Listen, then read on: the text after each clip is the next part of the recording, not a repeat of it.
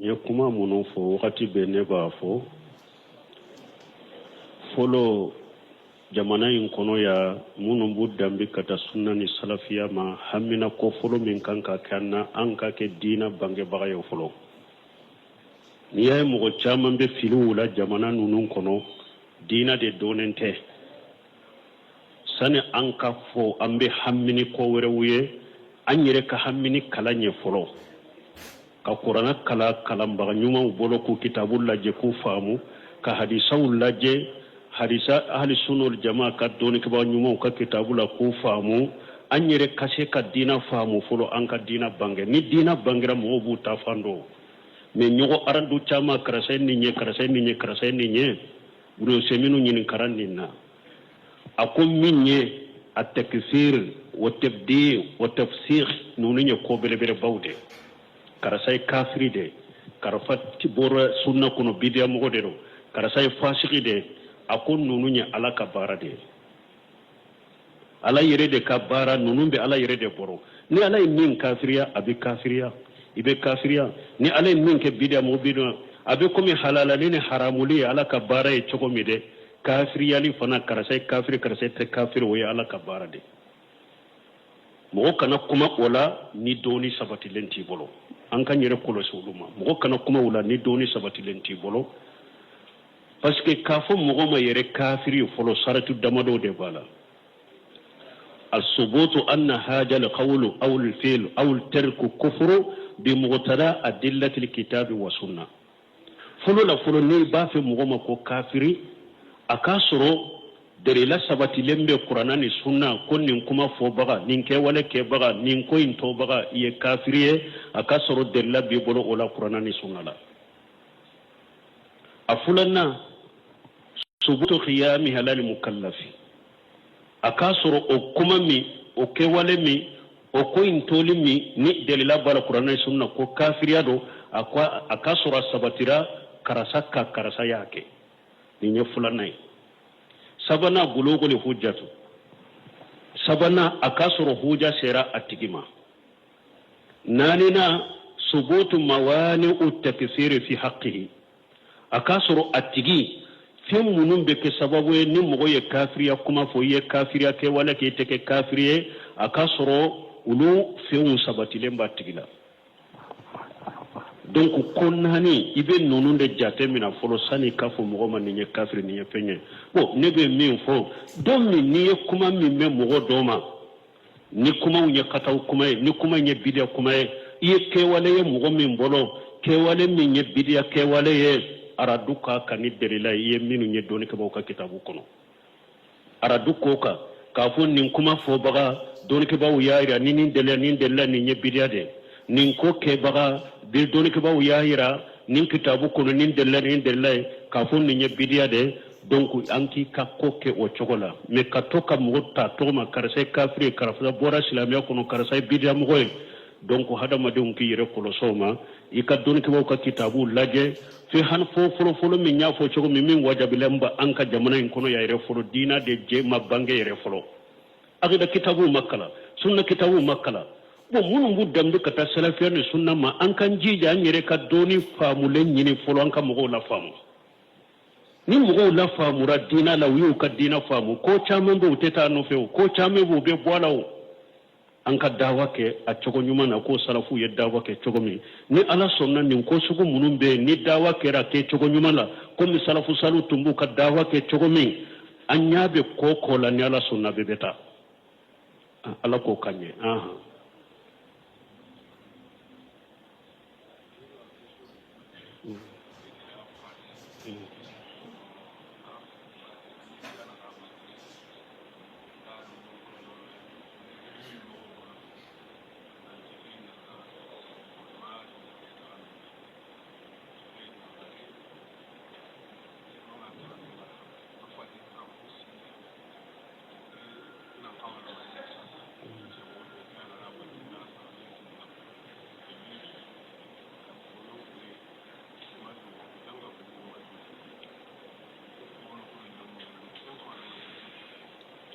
bunye ka kuma yede ko ale koroke do fatura ale de tugulen bala ale de ba nofe bon min ye a ka musow i daw banna tiɲɛ ko ale y'a ɲini ko tiɲɛ ka tila mais min y'a ka tiɲɛ tabagaw ye u ma sɔn tiɲɛ in tilali ma ale y'a ka moyen bɛɛ kɛ k'a ka jija n'a ka seko bɛɛ kɛ tiɲɛ bɛ tila cogo min mais tiɲɛtigiw yɛrɛ ma sɔn tiɲɛ ka tila ko ale kan ka mun kɛ o la sisan bon n'a y'a sɔrɔ a ka tiɲɛ tabagaw bɛɛ ye baligu de n'a y'a sɔrɔ bɛɛ baliguyara denmisɛnnin t'u la bɛɛ ye baligu ye olu de ta ye nafolo ye lesiri kɔni ye tiɲɛ ka tila de mais n'a bɛɛ ye hakilima de a bɛɛ ye baligu de a ko an bɛ bɛn n'a la mɔgɔ ma mɔgɔ forcé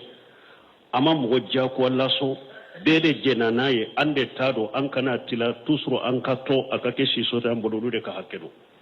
tant que u bɛɛ ye baligu ye u ma mɔgɔ forcé mɔgɔ ma jɛ ni maloya ye u bɛɛ de jɛnna n'a ye an ka nafolo dɔ a ka to a kana tila olu de t'a dɔn donc foyi tɛ e ka tant que e ye seko kɛ ko a ka tila ni olu de t'a dɔn ani dɔgɔnin fami wɛrɛ mɔgɔ wɛrɛ minnu bɛ n'o farali kan ko a kana tila e y'i ka seko kɛ donc olu de t'a dɔn n'a y'a sɔrɔ bɛɛ ye baligu a bɛ olu de bolo n'a ka d'u ye u b'u ka tiɲɛ tila n'u bɛ bɛn n'a kan an k'a bila u bɛɛ ye baligu ya dagaru ye olu de t'a dɔn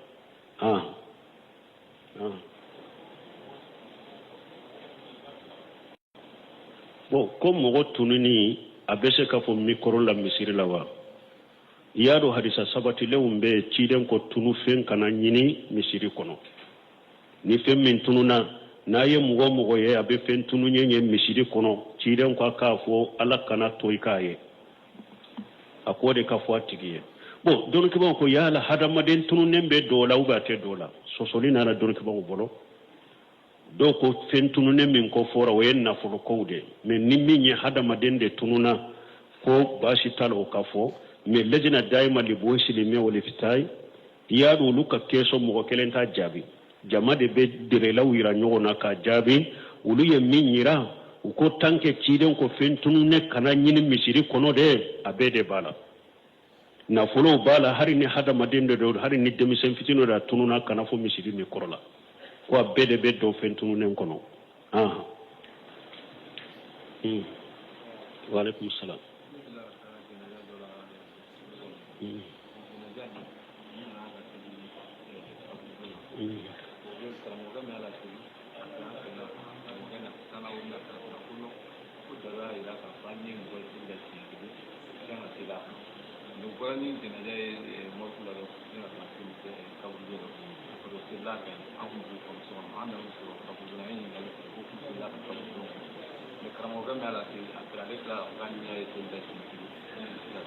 activité salli de wa bon activité ko la may ale ma ɲini ka ta ale ko nana do ya ale wele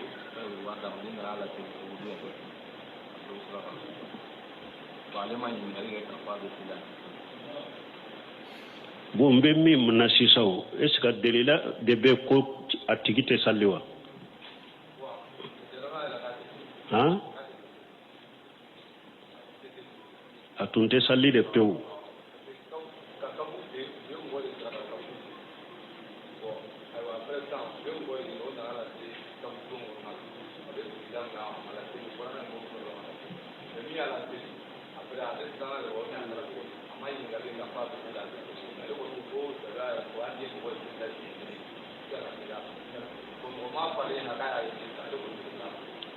bon ni ye masayila min fɔ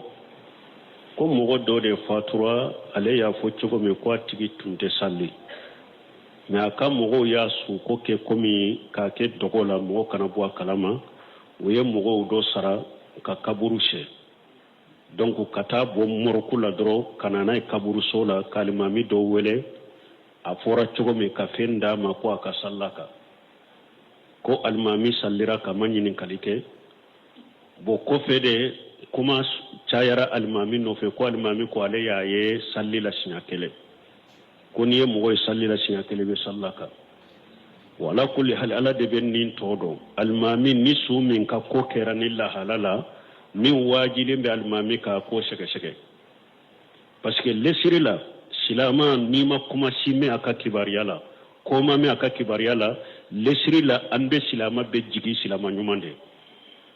ati kayre tanke ni silamangu idalembe silaman na nu ulu de yesu ko kana dema ko ka sallaka ate eka nyinin kalike yala be saluga te salli lesri la ambe nyumande jigni silama be men nishika donna min ka kola kana sallaka ni mo sege de ni tankaniya bi bolo min ka kola karasate salli haramulen do ka salloka ni salliro ka yel asoso ye junubu soro ika tubi kata alama ni tankana bi bolo min tala bonna ya soro min ta yennin ko sugu do ala fo min ye kata sallaka kaburu so ni feuna ka suko ke dogola nin chogola almami man kata iman ka kata sallin nin kan nin chogola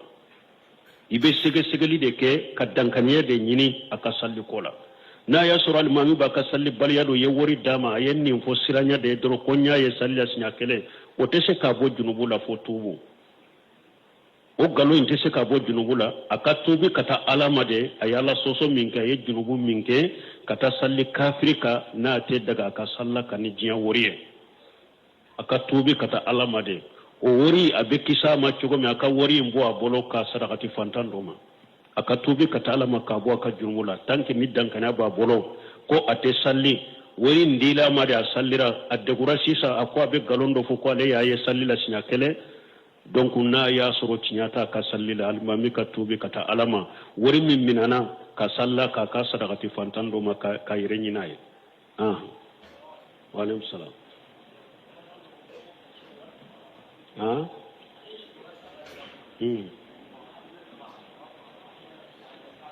bo ko ashigura sagala ko ale ba fe ka saga kantige ka sadakati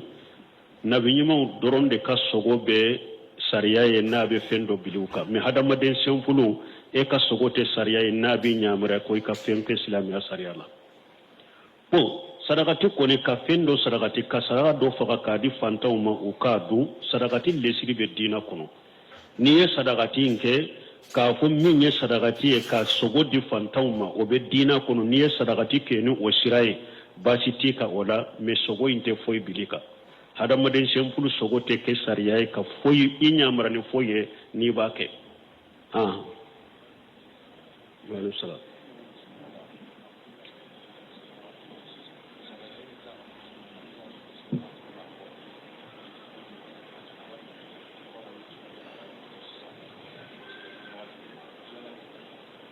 bon koni mogo min wulila ka fo salli wakati doni de tora la ba fe ka bo mi wulila sinogo la janaba be ela ni ko ibe janaba ko salli wakati be bo iba ke chogodi ni kuma fula bala doni ke bawo bolo doni ke bawo doko ko minye salli wakati ko de be sene ya inye ko ikata ya mamu ke ka salli ko fe be janaba ko me shaykhul islam bunte me be ngiriya Sénégal abe salli wakati nye ibe Sénégal de ke hari ni wakati be bo ibe janaba de ko fe be salli ayo de giriya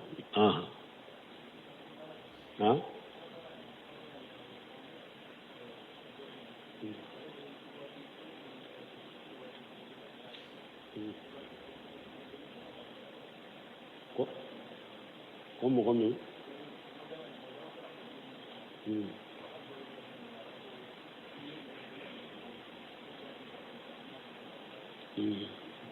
bon ko masaila yi ko tusuru ka fo abe mogo do bolo ko ni mogo ye salli ya sinya kele ko ibe se ka sallaka ko obe chogodi bon ni ye mogo ye salli la sinya kele me e ya ye salli la tusuru ibado abe salli e ko ni ya ye sinya kele le me abi bolo idankala mbaka wakati be abe salli donc e serera abe salli wakati be abe salli hari ne yere ya abe salli sinya kele abe salli wala salli be koka men ni e ya ye sinya kele a sallira me o kofi a ye salli toye ama salli e ya ye sinya kele a sallira kofi abe be bolo a ye salli toye salli te ko ye kafir de ciren ko ma bayna rajul wal kufru aw shirku turku sala faman taraka sala faqad kafara mugo be se ka ke salli bagay o kofi be salli toye na ya soro e ya ye sinya kele be sallira me ko fe be ya do ye salli toyede ko e ya ye sinya kele be salli be ka kani o illa tanke a ye salli ko ni toya kafir yara salli kele doni ko do bolo yitugo ka toye I bora silamiya ko kafira salli tikika wala men ne ya yesinya kele be akode abe salli doko an hanne yere seria la na yesinya kele sallira a tumbe salli wala salli be sekaka men ne ya ye abe salli sinya kele ko fe be ya do ko ye salli bila atunte salli te ko ka o ye kafiri de man taraka sala faqad kafara kiron ko ni mo mo salli to ye kafiri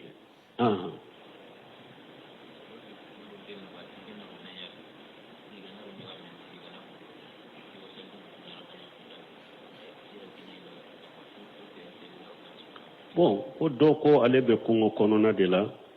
ko na ale tara nyamanna na abe salliji takara kan fula salli ale yoke ayere kallada be chogodi nyama chogo ya fula de do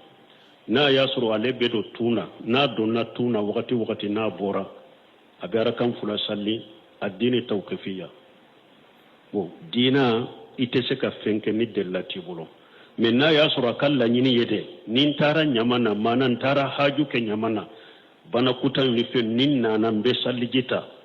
ni saliji na ni nyata ngara kam fula salli na bilali tumboke bilali ciden ko ale tumami ale shugura atara arjanna ko aye bilali ka samara kanye aya samara kamme ale nyari janna kunonala dugu gela ko bilali la ibe bara jumanke ni jigi baka ko abido arjanna parce que ne ka samara kanye nyefe arjanna kono bilali ko nete bara sido nyere bolo kon jigi bala kon ninde bendo arjanna kono mais nkalla da ko ne ninne saliji ta ndara kan fula salli alai saliji ninyata ndara kan fula salli alai donc na ta kera ode arakatal udu uba ko arakan fula ma ko saliji arakan fula na ya sura kalla nyini yo ode saliji na yata abe arakan fula salli na ye bashi tola we sunna bilali tumboke me akalla nyini re na do na nyama na re doro na bora anaka ye bila yire ka salli ni arakatal udu la nyini inte oye bidia le shiri tola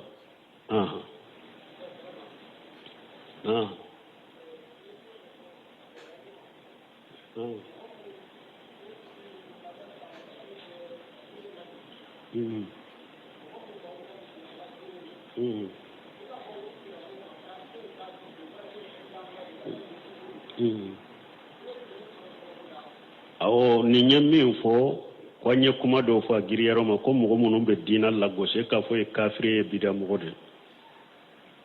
bo kafiriya ibe se ka fo ni kuma do fo ranya fo choko mi dere labe kuma minna ko kafiriya do ube dere labe kuma minna ko bidiya do ni mo mi nyo fo ara duka ka fo ni kuma e bidiya de ninke wala e kafiriya de ara dukke mo ko ni choko la me kana to mo ma ko e kafiri de e bidiya mo de doni ke ba ko saratu de bola no seminu ay beta ka kitabuta kalande un kata ka kitabuta minya kan majmu fatawa ya al mujalladu salis al wala wal baraw abe kuma nin ko wala ko sobe kafiri yali bidiyar ile iye fasiqiye ako wala taqfu ma laysa laka bihi ilm hada maden kana kuma fenna min doni ti bolo mo chaman be bidiya kuma fo bidiya mogote mogo chaman be sika kafiriya barake ante sika kirike ko kafiri do folo fasi anye delila munu fo sisa ni ba fo mogo man ni kafiriye akasoro aye kuma fo aye ke waleke aye ko do toy min toli bi kafiriya delila bi bolo qur'ana ni sunna ninte kelewa fulanna akasoro asabatiraka alaye kuma info aye ke walenke sabana akasoro huja serama de la serama kon ni kafiri huja serama aya famu fana kon ni kuma min fo ni kafiri kuma de la serama ya famu fana ni kuma min fo bidiya kuma de ro uba fo de mabulughul hujja nanina akasru intifa'u li mawani takfir fi haqqihi masala kana suru iska karasen nin bida kuma min fo ayin nin kafiri ke wala min akarabara de ba uba makaraba